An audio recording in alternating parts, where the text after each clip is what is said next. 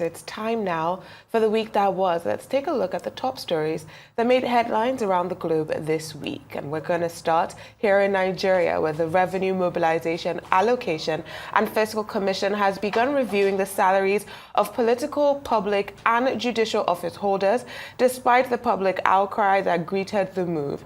The RMAFC says that the current pay structure, unchanged since 2008, is outdated and unrealistic. The Commission urges that some agency heads now earn many times more than ministers or even the president, who currently takes home about 1.5 million naira monthly. But the development has sparked outrage. Opposition parties, civil society groups, and regional organizations have condemned it as insensitive and provocative. Okay, well, I mean, this situation is not one of those situations that I would define as a complete surprise. Adesoa, what do you think about it? Well, you know what, I feel like the Revenue Mobilization, Allocation and Fiscal Commission they're being truthful by half here, right? Because the pay structure that they're speaking about expired in 2009, according to their last publications. And if they want us to believe that the president's salary is low, we do know that salaries and allowances are very different. Now, the Secretary General of the Federation, the SGF's office, paid Professor Yomi Oshibajo on his way out, I believe, allowances of over 900 million naira, and that's for the last 2 months when he was in office. We also have the President Tinubu and Shetima spending over 8 billion naira on travel expenses. We know that they get allowances for hardship, allowances for personal assistance, allowances for special assistance, allowances for domestic staff. So apart from just the salary they're receiving, we also know that they're getting allowances. There are also payments, because some of our payments are available for the public to look at. And one of those payments is a payment to Tinubu as July salary, and that was 13 million naira, according to the Office of the FGF's, payment slips. So this idea that the president or the vice president or the ministers are receiving low salaries, I think they're trying to be clever by half there, because we know they receive millions and millions in allowances. And the same goes for our lawmakers. And beyond this, the lives they live, the lifestyles that they exhibit, and the lifestyles that they show us, show that they're not lacking for anything. And for me, I want to ask them, what are they using an increase in salary for? The president has said that Nigerians need to tighten their belts, give or take, that we're going through hard times. And so if we are going through hard times, then why should our leaders be immune from that? Months ago, they did tell us that the ministers would be moving only in three-car convoys, but they no longer do that. So, I don't even think they ever did. We see the travel delegation. The president currently is in Japan. He was in Dubai. He's going to go to Brazil very shortly. They're living la vida loca on Nigerian taxpayer money. And so this idea that not only do they want to review it, but to increase it upwards because they feel like it's unrealistic. Everybody right now is going through unrealistically hard times as Nigerians. And the pushback is absolutely correct here. It is absolutely repugnant that they are even attempting to increase this. I mean, they definitely have, the legal basis to do this. This is what they were created to do. What I do find interesting, though, is on the long list of responsibilities that they have, one of which, of course, would include fiscal responsibility, to checkmate how money is being spent, to checkmate how our leaders, our ministers, our governors, our political leaders basically utilize the funds that they have, to checkmate and audit what they have, to ensure that there is proper responsibility in terms of how spending is done. That does not happen. That does not happen in any way. Just yesterday on the show, we were discussing a minister who recently launched a brand new home. There's no audit whatsoever as to how that money came about or whether or not his salary is enough to even provide the type of money that is required for such an expense. But to increase salaries, it's such an important thing to do. This definitely speaks to cherry picking and paying lip service to the people who appointed them, which again speaks to the very crux of our issues in Nigeria. When we have independent organizations, independent are meant to be independent. Independent organizations are not meant to serve the people that appointed them and put them in those independent organizations. Independent organizations are meant to serve the people. And clearly this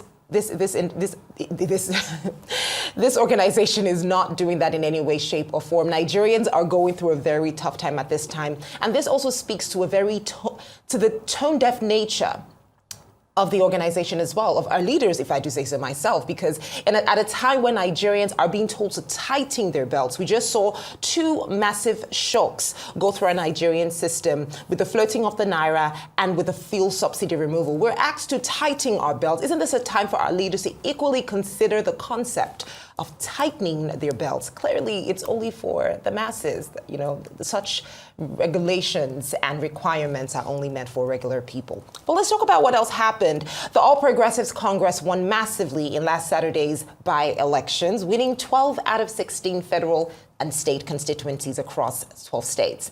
The All Progressives Grand Alliance secured 2 seats, while the People's Democratic Party and the New Nigeria People's Party won 1 each. President Bola Tinubu congratulated all winners, describing the APC's victory as a show of confidence in his administration. But the African Democratic Congress, the Labour Party, and PDP, however, dismissed the elections, raising objections to the conduct of the polls. Now, these objections came up for a plethora of reasons, you know, with some. First of all, there were several people found with huge amounts of sums in their possession during the elections arrested. We haven't gotten any update as to how these arrests have moved forward. You know, are they going to be charged to court? Has there been any investigation as to why they had millions in cash with them at these polling units? There's also been talks about violence in some of the polling units as well. Now, again, we always speak about the importance of security during elections. Again, I have to go back to the very, very, very pivotal conversation last week with regards to Canada describing our political organizations as terrorist organizations. And one of the reasons they did that was because they linked that situation to electoral violence. We saw electoral violence during the by-elections, and it was put out that these incidents did happen. However, what did we do post these allegations? Nothing. And that has become a norm when it comes to our elections, whether it's the by-elections or it's the governorship elections or the presidential elections. With elections, there are always these kind of instances. And as opposed to critiquing these issues, we come out to celebrate the winners and assume that everything went well. It's time for us to just do things differently. Definitely. Now, this problem with elections in Nigeria is that our systems are weak. We do not punish those who participate in political thuggery. We don't punish those who weaponize poverty through vote buying. And we also have low turnouts. One thing about these by-elections showed us that we have low turnout, low voter turnouts across the country. And that's probably because people don't believe in the system. And if people don't believe in the system, they're not going to come out and vote. And if they believe that they're going to be faced with violence if they come out and vote, then they're more likely to sit down at home. And that's what we're seeing now. In the lead up to 2027, I believe what we're going to see is more vote buying, more weaponization of poverty, and more things like this. You're going to see a lot of wins for the current party in power, the APC, because they're most likely to have the cash. They're the ones who are more likely to have the cash in these elections. So as we go towards 2027, if we do not fix the systemic change, if we don't fix the systemic problems that are facing Nigeria's electoral system, then we're not going to have any change when it comes to who is running our country and how.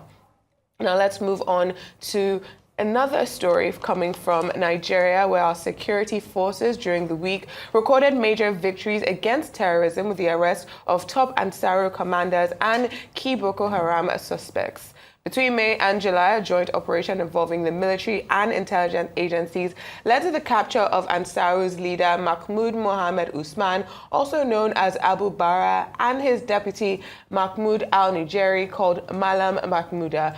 Abu Bara was behind kidnappings, robberies, and sleeper cells that financed terror operations, while Mahmouda, trained in Libya, specialized in weapons and bomb making. Both men played central roles in the 2022 Kuje prison break, an attack on a Niger uranium site, and high-profile kidnappings in Nigeria. In a related development, Chadian authorities have arrested 6 suspected Boko Haram members in Njajema, including the 18-year-old son of the sect's late founder, Mohammed Yusuf. Now that's a very brilliant one, particularly coming from Chad with the arrest of the son of the founder of Boko Haram. He was arrested with 5 suspected ISWAP members who were trying to start their own base for terror in the Lake Chad region. And also the confirmation of who he was and the confirmation of that operation was done in part with Nigeria's intelligence services due to our joint nation task force. Now this shows something that's incredibly important. As proliferation of terror increases across the Sahel region, our nations are going to need to work together. We have very prominent Al-Qaeda funded terror groups such as Boko Haram, but we also have the ISIS funded and ISIS aligned groups such as JNIM coming particularly in Mali and Burkina Faso, as well as ISWAP here in Nigeria and ISSP, or in Nigeria we also believe that Lakrawa might be a wing of ISSP. Now when we saw the Mahmouda group come up, I asked, because we did have people on this week talking about our security situation.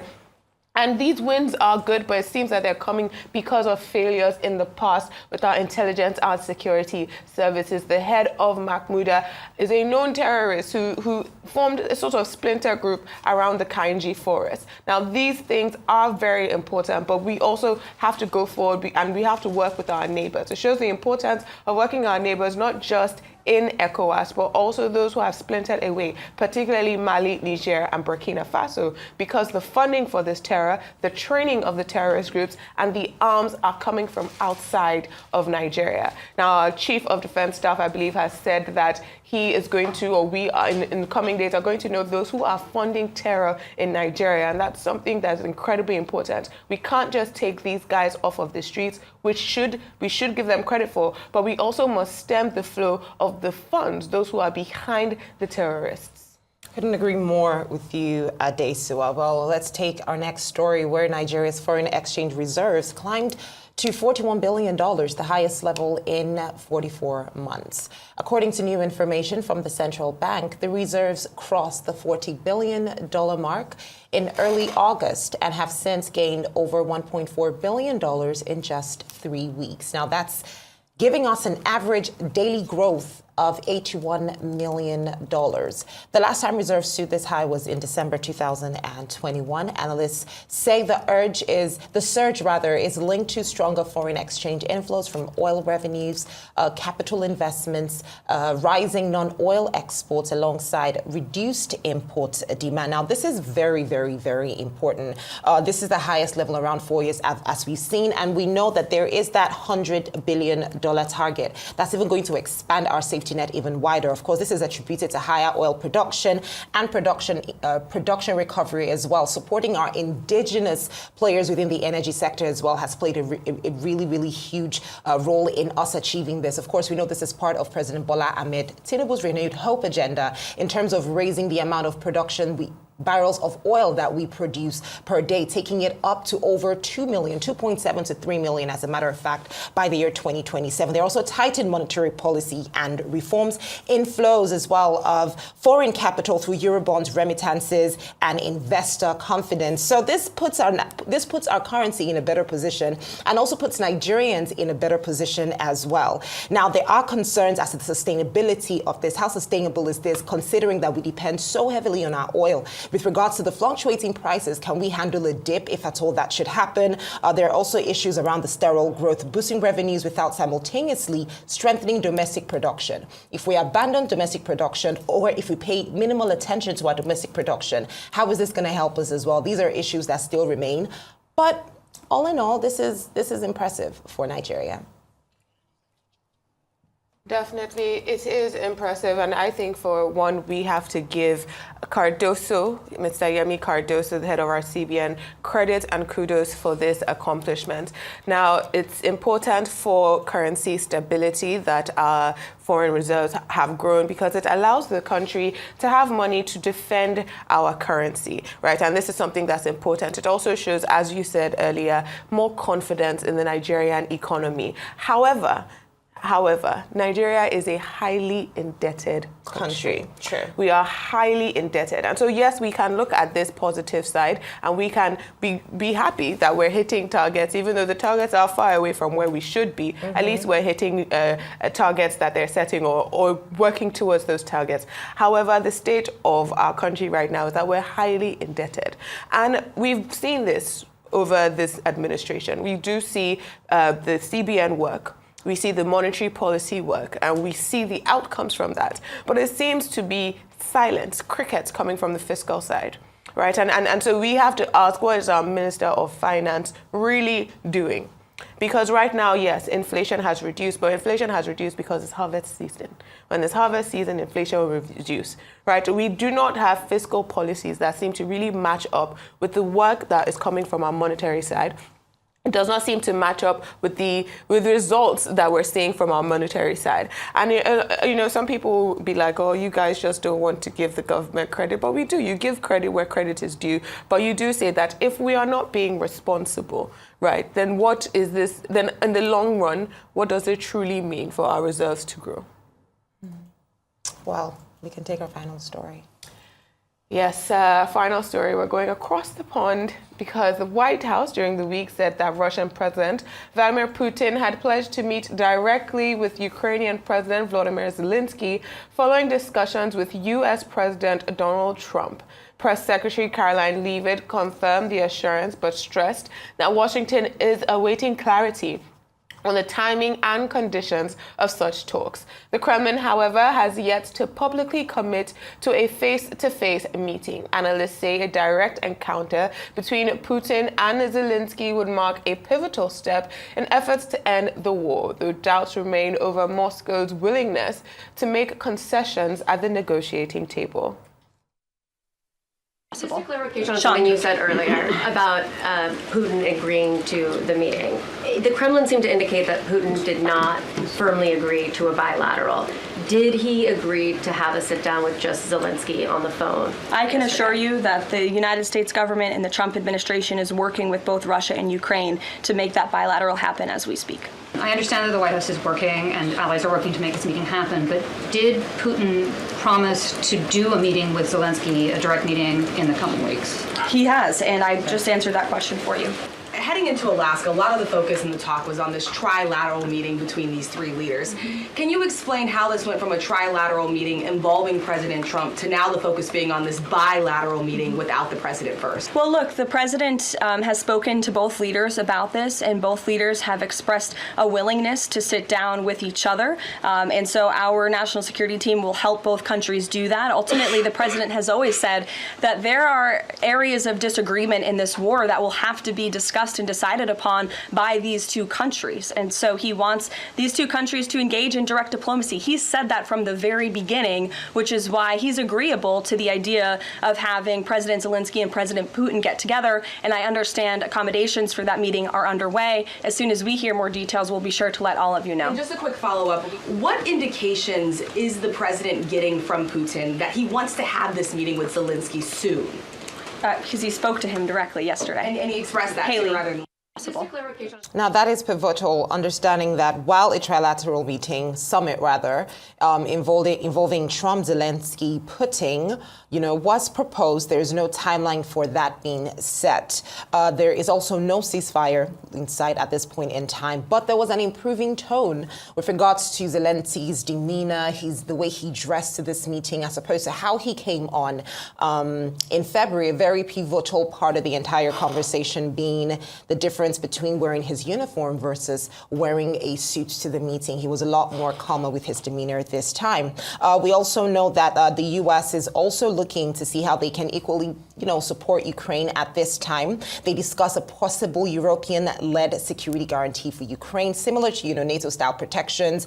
Although Trump reiterated that they're opposed to Ukraine joining NATO at this time. So conversations are still going. There's still no direct Putin-Zelensky contact at this time. So it is still conversations that will continue. This is coming just after President Trump met with the Russian President, Vladimir Putin.